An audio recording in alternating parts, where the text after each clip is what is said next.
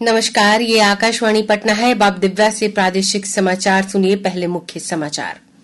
प्रधानमंत्री नरेंद्र मोदी ने लुधियाना में गैस हादसे में मारे गए लोगों के निकट आश्रितों को 2-2 लाख रुपए की अनुग्रह राशि देने की घोषणा की। बिहार और पंजाब सरकार भी 2-2 लाख रुपए की मदद देगी। उच्चतम न्यायालय गोपालगंज के जिलाधिकारी जी कृष्णैया हत्याकांड में पूर्व सांसद आनंद मोहन की रिहाई को चुनौती देने वाली याचिका पर सुनवाई करेगा। बिहार सरकार की नई शिक्षक नियुक्ति नियमावली के विरोध में शिक्षकों ने जोरदार प्रदर्शन किया। और मौसम विभाग ने अगले 5 दिनों तक राज्य के अधिकांश हिस्सों में हल्की से मध्यम बारिश का अलर्ट जारी किया। अब समाचार विस्तार से। प्रधानमंत्री नरेंद्र मोदी ने लुधियाना में गैस रिसाव हादसे में लोगों की मृत्यु पर गहरा दुख व्यक्त किया है। प्रधानमंत्री ने हादसे में मारे गए लोगों के निकट आश्रितों को 2-2 लाख रुपए की अनुग्रह सहायता राशि प्रदान करने की घोषणा की है। वहीं बीमार लोगों को इलाज के लिए 50-50 हजार रुपए देने के निर्देश दिए गए हैं। इधर बिहार सरकार और पंजाब सरकार ने भी अपने तरफ से मृतकों के परिजनों को 2-2 लाख रुपए की अनुग्रह सहायता राशि देने की घोषणा की है। गौरतलब है कि लुधियाना के ग्यासपुरा में कल जहरीली गैस के रिसाव की घटना में बिहार के 7 लोगों समेत 11 की मौत हो गई थी, जबकि 4 अन्य गंभीर रूप से बीमार हैं। मृतकों में गया जिले के एक ही परिवार के 5 लोगों के अलावा वैशाली का एक दंपत्ति शामिल है। आशंका जताई जा रही है कि हाइड्रोजन सल्फाइड गैस के रिसाव के कारण ये दुर्घटना हुई है। मुख्यमंत्री नीतीश कुमार ने मृतकों के पार्थिव शरीर को उनके घर तक लाने की समुचित व्यवस्था करने के निर्देश दिए हैं। उच्चतम न्यायालय बिहार के पूर्व सांसद आनंद मोहन की समय पूर्व रिहाई मंजूर करने के बिहार सरकार के फैसले को चुनौती देने वाली याचिका पर 8 मई को सुनवाई करेगा। गोपालगंज के जिला मजिस्ट्रेट जी कृष्णैया की भीड़ द्वारा हत्या मामले में आनंद मोहन जेल में थे। श्री कृष्णैया की पत्नी उमा कृष्णैया ने याचिका दायर की है।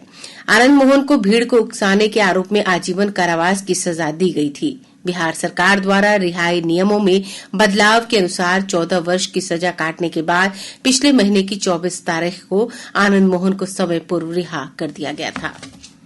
उच्चतम न्यायालय ने व्यवस्था दी है कि वह हर संभव प्रयासों के बावजूद विवाह टूटने के मामलों में तलाक मंजूर करने के लिए संविधान के अनुच्छेद 142 के अंतर्गत अपनी पूर्ण शक्तियों का इस्तेमाल कर सकता है। शीर्ष न्यायालय ने कहा है कि 6 महीने के इंतजार किए बिना तलाक को मंजूर किया जा सकता है। इसके तहत अदालत को 6 महीने के इंतजार की अवधि से पहले विवाह रद्द करने का अधिकार होगा, लेकिन इसके लिए आपसी सहमति जरूरी है। नई बिहार शिक्षक नियुक्ति नियमावली के विरोध में नियोजित शिक्षकों ने आज पटना सहित राज्य के विभिन्न जिला मुख्यालयों में प्रदर्शन किया।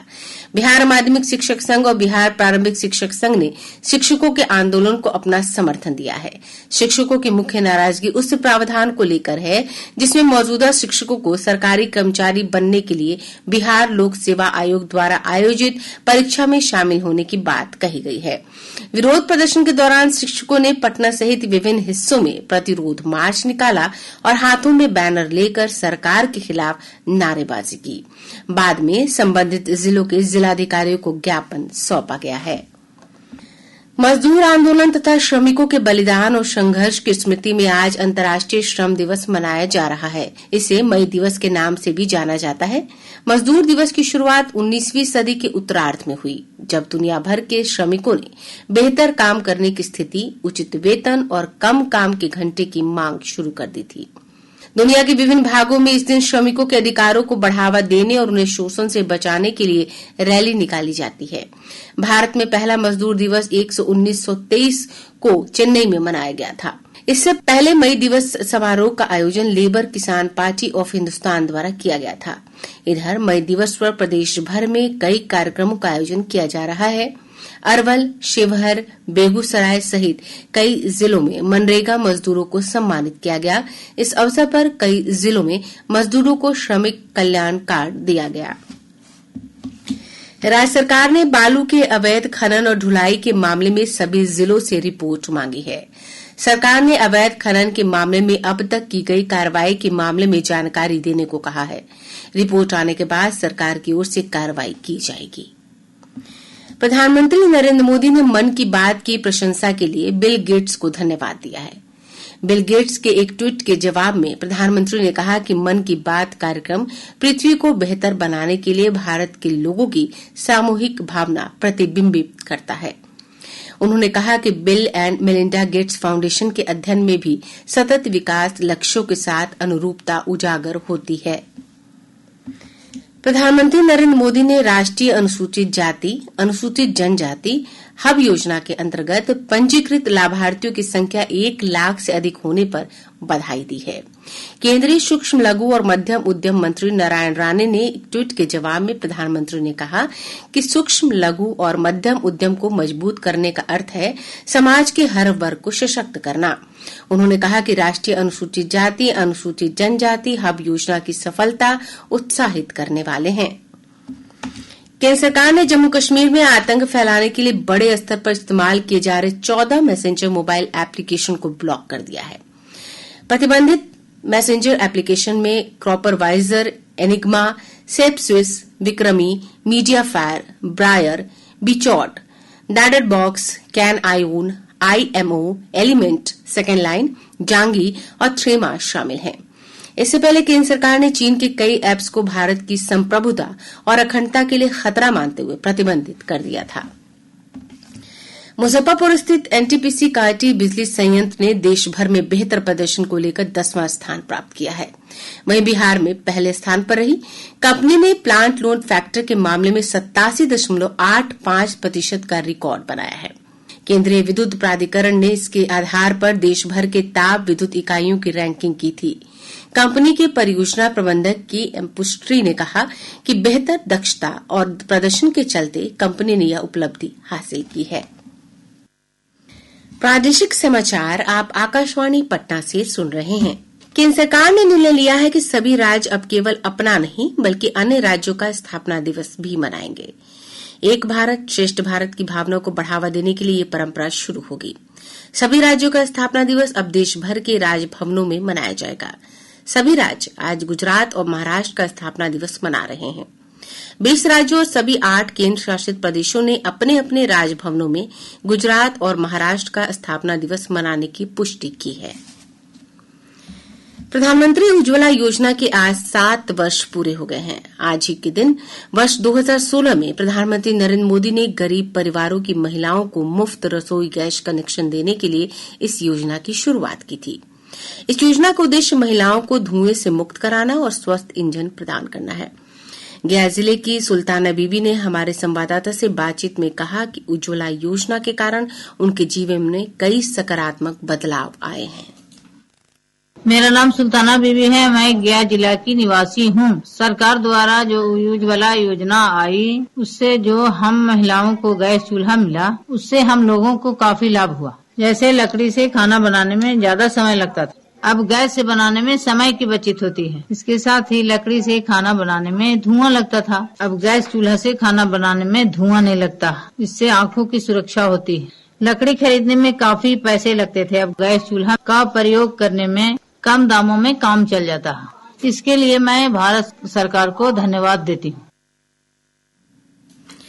प्रधानमंत्री नरेंद्र मोदी ने उज्ज्वला योजना की वर्षगांठ पर कहा था कि बिहार के माताओं और बहनों को भी इसका काफी लाभ मिला है। उज्ज्वला योजना के माध्यम से ही बिहार के करीब 1.25 करोड़ गरीब परिवारों को गैस का मुफ्त कनेक्शन दिया गया है। घर में गैस कनेक्शन ने बिहार के करोड़ों गरीबों का जीवन बदल दिया है। अब वो अपनी शक्ति खाना बनाने के लिए लकड़ी के इंतजाम में नहीं बल्कि खुद को आगे बढ़ाने में लगा रहा है। तेल विपणन कंपनियों ने LPG की कीमतों में संशोधन किया है। इससे कमर्शियल गैस सिलेंडर 171 रूपये सस्ते हो गए। पटना में अब कमर्शियल गैस सिलेंडर 2122 रूपये में मिलेगा। वहीं घरेलू गैस सिलेंडर के दाम में कोई बदलाव नहीं किया गया है। प्रदेश में पिछले 24 घंटों के दौरान कोविड संक्रमण के 136 नए मामलों की पुष्टि हुई है। इसके साथ ही राज्य में सक्रिय मरीजों की संख्या 799 हो गई है। स्वास्थ्य विभाग के अनुसार पटना में सबसे अधिक 53 मरीजों में संक्रमण की पुष्टि हुई। इधर देश में पिछले 24 घंटों में कोरोना संक्रमण के 4200 नए मामलों की पुष्टि हुई है। स्वास्थ्य मंत्रालय ने कहा है कि इस दौरान 6,000 से अधिक व्यक्ति संक्रमण से स्वस्थ हुए हैं। देश में कोरोना के 47,246 सक्रिय मामले हैं। मौसम विभाग ने अगले 5 दिनों तक राज्य के अधिकांश हिस्सों में हल्की से मध्यम बारिश का अलर्ट जारी किया है। बिहार के आसपास के हिस्सों में एक चक्रवाती परिसंचरण का क्षेत्र बना हुआ है, जिसके कारण बारिश की परिस्थितियां बन रही हैं। आज भी कैमूर, अररिया सहित कई जिलों में हल्की बारिश हुई। मौसम विज्ञान केंद्र पटना के वैज्ञानिक नेहा कुमारी ने बताया कि बारिश के दौरान वज्रपात और ओलावृष्टि की भी आशंका है। अगले 24 घंटों के दौरान प्रदेश के उत्तर पश्चिम भाग में अनेक स्थानों पर तथा उत्तर मध्य, दक्षिण पश्चिम, उत्तर पूर्व भाग के कुछ स्थानों पर हल्की से मध्यम स्तर की वर्षा होने का पूर्वानुमान है। साथ ही साथ पूरे प्रदेश के जिलों में 1 या 2 स्थानों पर मेघ गर्जन, बिजली चमकने तथा हवा की गति झोंके के साथ 30 से 40 किलोमीटर प्रति घंटे रहने की संभावना है। प्रदेश के अधिकतम तापमान में अगले 5 दिनों के दौरान कोई विशेष परिवर्तन नहीं होने का पूर्वानुमान है। इधर पिछले 24 घंटों के दौरान राज्य के अधिकांश हिस्सों में हल्की बारिश दर्ज की गई है। सबसे अधिक 47.2 मिलीमीटर वर्षा बेगूसराय के बरौनी में रिकॉर्ड की गई। वहीं पटना के विक्रम में 22.4 मिलीमीटर बारिश हुई। केंद्रीय ग्रामीण विकास मंत्री गिरिराज सिंह ने अपने संसदीय क्षेत्र बेगूसराय में कल शाम तेज आंधी के दौरान दुर्घटना में मारे गए लोगों के परिजनों से मुलाकात कर सांत्वना दी।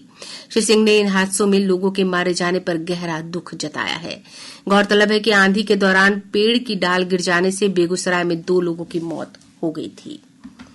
राष्ट्रीय लोक जनता दल के प्रमुख उपेंद्र कुशवाहा ने आगामी लोकसभा चुनाव को लेकर एनडीए के साथ समझौता करने के संकेत दिए हैं।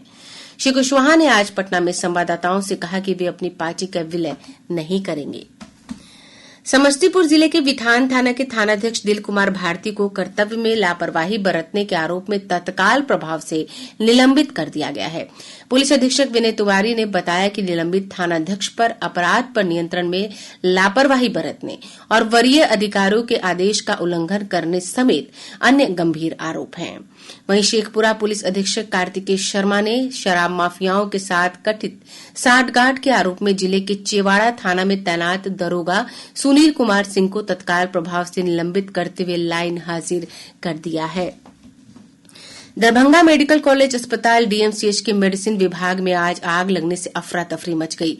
हालांकि इस घटना में किसी के हताहत होने की खबर नहीं है। आग से महिला वार्ड और नशा मुक्ति केंद्र में मरीज फंसे रहे। बाद में अस्पताल कर्मियों की तत्परता से फायर ब्रिगेड ने आग पर काबू पा लिया। अधिकारियों ने कहा कि अगलगी की घटना शॉर्ट सर्किट के कारण हुई है। समस्तीपुर जिले में पुलिस ने शहर के काशीपुर इलाके के एक मकान में छापेमारी कर स्थानीय कोर्ट के मुंशी दीपक कुमार को हथियार के साथ गिरफ्तार किया है। शेखपुरा जिले में उत्पाद विभाग की टीम ने अलग अलग स्थानों पर छापेमारी कर 2 शराब कारोबारियों सहित 13 लोगों को गिरफ्तार किया है।